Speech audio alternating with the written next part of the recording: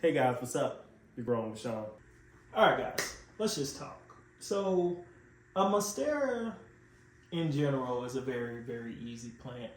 I do not believe that they're as forgiving as a philodendron, but if there is a plant that is right behind the philodendron as far as being forgiving, it would be a Monstera. Now, a philodendron and a pothos, they are two different families, but I still kind of group them in the same because the exact care for one is usually given to the other. And that's usually when we're referring to like our trailing plants and so forth. Don't worry, we're going to cover that in another series as well. But staying strictly on the Monsteras, they are a tropical house plant. They are a very easy beginner plant. They don't require much. Now, they do like a lot of light and they love humidity as well. You have to be a little bit careful because they are very, very greedy when it comes to light. So they will suck it all in. And in my opinion, they take in so much light that sometimes they'll begin to burn. And you'll turn your head one day, they're completely fine. Next minute, like, oh, what is going on? Usually, though, for the most part, you won't have a lot of problems out of these. I have not had any problem with any type of pest at all with these.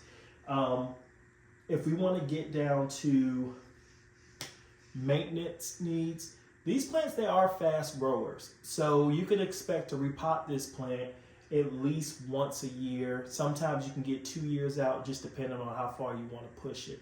Now, when you upgrade these plants, in my opinion, everyone always recommend to go up like one pot size. If I could give you just a suggestion, it comes time for you to get ready to repot a Monstera. First of all, make sure the roots are busting out the pot before you replace almost any plant. That's just a general thumb for you. Now, I'm talking about your common household plants. Any plant you see in my plant room, we don't replace until we see roots basically coming out the pot saying, hey, can you please give me some love? That's when we replace that. Other than that, we're not repotting anything. I want roots to become almost root bound because that right there is letting me know that it's not sitting in water for a very long time, so we don't have to worry about root rot, and it's also giving me great indications of growth. And at the end of the day, we want these plants to grow, and that's how we keep our greenery, and that's how we get our sizes to increase, right? So let's get to talking about the maintenance level on these guys. They are pretty simple, okay? When it comes to the watering needs of these plants, I usually water these plants probably 1 to sometimes twice a month, and that's all. I do run the humidifier, so that does release a little bit of humidity in the air, which means that the plant isn't going to suck up so much water from the roots that you've already poured into the soil. So that can have a little bit to do with it. But these plants, they prefer to dry out almost entirely before you fill them up. Now, when you water your plants, you want to make sure that you give these guys a really good drinking. Don't go skimp. This is not the time to go skimp on these. They do require a lot of water, but they don't need water every day. A great rule of thumb is eventually get to the point where you know the weight of your plant that's inside of the pot. Get used to pick it up so you can feel what it's like when it's dry. And then pick it up after you water it. So that way you can tell the difference between the weight of if your plant needs watering or if it doesn't. You also can use your soil stick, which we talked about. Let me grab one. I am a big fan of it. You can do the finger test. That's just where you take your finger here and you want to stick it into the dirt or your soil or whatever it is, your substrate, whatever you're growing it with. And you go about right here and you want to see if that's dry. If you put your finger inside of that and it's still dry, no moisture, then you know it's time for it to get water. But just for a rule of thumb, go ahead and invest in one of these. It's just worth it in my opinion. I have never lost a lot of plants, or I'm gonna put it like this. I probably have lost 1 to 2 plants due to overwatering. Overwatering just isn't really a problem with me. If anything, I'm the total opposite. I have lost a lot of plants off of them drying completely out. That's me trying to put plants on a routine schedule, something you should never do. Sorry.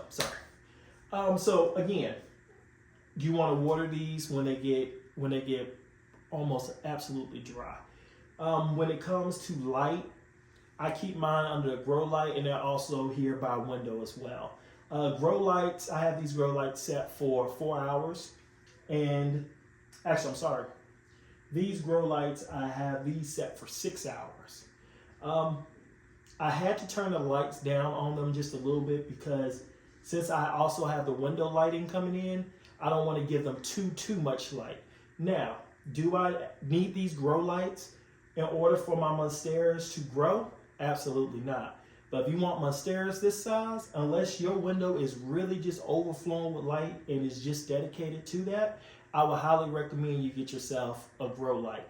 Grow lights are not that expensive. You can go to Amazon and get some good ones for anywhere between $15 to $25. May be able to get some cheaper or not. If you have a question or something about that, let me know in the bottom in the comment section, and I'll tell you what I use. But grow lights, I'm not that specific on it. I know it's a lot of high-end ones out here, and I'm pretty sure they do great, amazing things, but I'm not getting paid by any of those companies to sell you that, so I'm going to go with what's budget-friendly and what actually works, okay? So, when we're talking about just our lighting requirements, you want to place them by a window and make sure that they have good lighting. We've talked about our watering requirements. We've talked about our rooting when we know that it's time to get ready to repot. A good sign, a telltale sign that it's time to repot, with the exception of the roots busting out, because maybe you just don't see the roots busting out. It happens.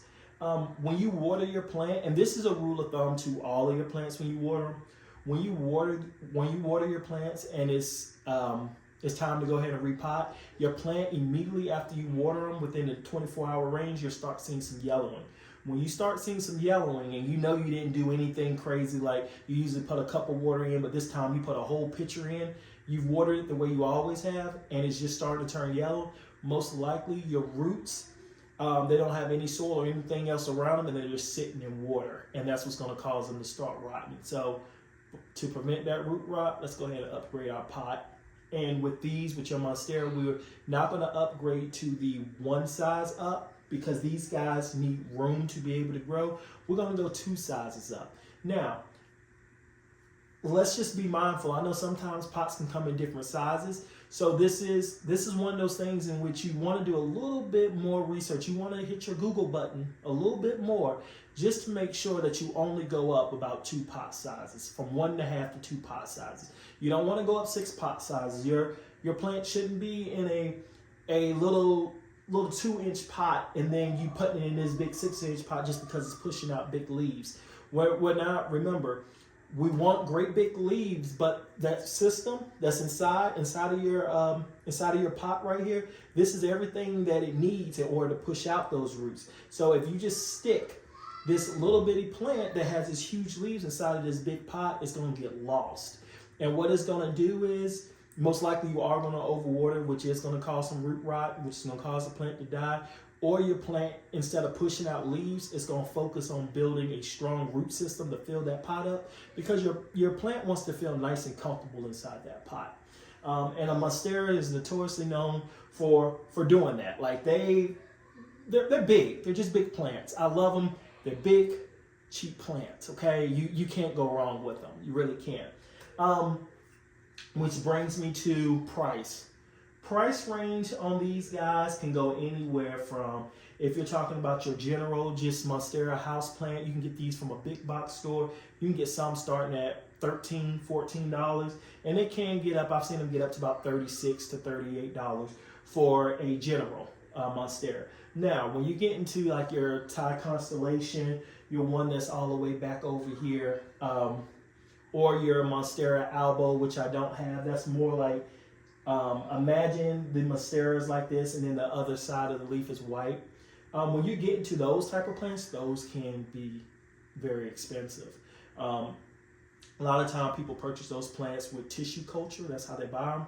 And tissue culture is just a fancy term. Well, it is a tissue culture, but it's more like a very, very small plant that you buy almost in a Ziploc bag, and then you grow it up to be one of those. or one of these. It's, in my opinion, I haven't had a lot of success in starting from that because they require so much. So if you are just starting off, I would not recommend that to you. I would definitely recommend you going and buying a Monstera. If you're buying a Monstera Deliciosa, then you're talking about a plant pretty much about this size right here is what you buy it as, and they can grow up to be about this size. Now this one right here, I actually cut it and propagated it. See it, hopefully you can see it pretty good, but this is part of this plant. It got to the point where pretty much the plant was down here, it was all over everywhere, and it just couldn't be controlled. If you take a look right now, you can see how the root system is actually going. I just have mine in perlite. You can completely put it in water. That's another thing that we'll go ahead and cover. I guess we can, we'll cover that next. Sorry, got a little sidetracked. But pricing wise, that's a pretty comfortable price, I feel. $15 to about $25 to start with your beginner plant. Because yes, it is money that you spend.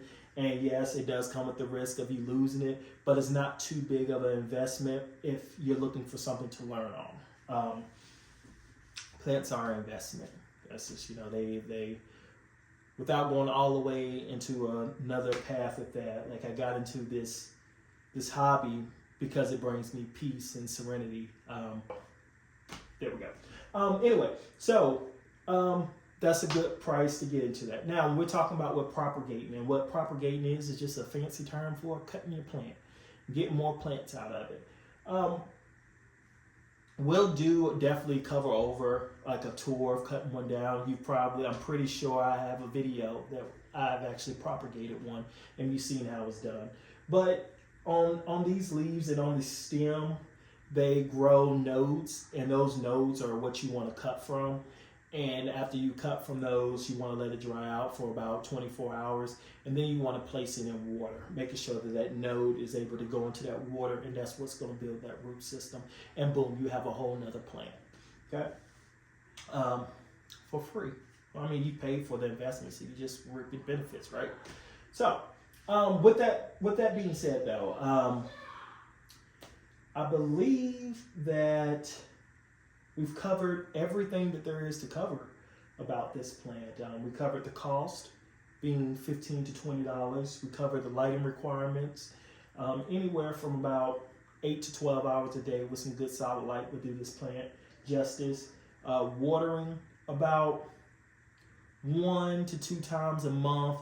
You may need 4 times a month, but again, when we're talking about routine, we're not talking about every Monday at 5 p.m. we water our plant. We're just saying we get a general indication, or we just have a general rule of thumb that we kind of know, hey, it's getting close to the 5th day. Let's just check to see how the water is going. When we was talking about plant maintenance before in the past video, remember, one of the things that I suggested that you do is to just take a look at your plants daily. Like, don't just assume because you cared for it yesterday, I'm not going to look at it tomorrow. Don't do that, because a plant within 24 hours can completely change on you. It can change on you less than that sometimes. I believe the Monsteras are a great beginner's plant to start with. I would highly recommend one. They are by far some of my favorite species to have because you can't beat the bang for the buck. And it's just a great plant to learn from, to be able to navigate towards other ones. I appreciate you taking the time to be here. I know you could have been anywhere. You could be looking at anybody, but you're here looking at mine. So I appreciate that. So you know I got to say it before I leave, and it goes like this. If you're growing with Sean, it's always something to learn.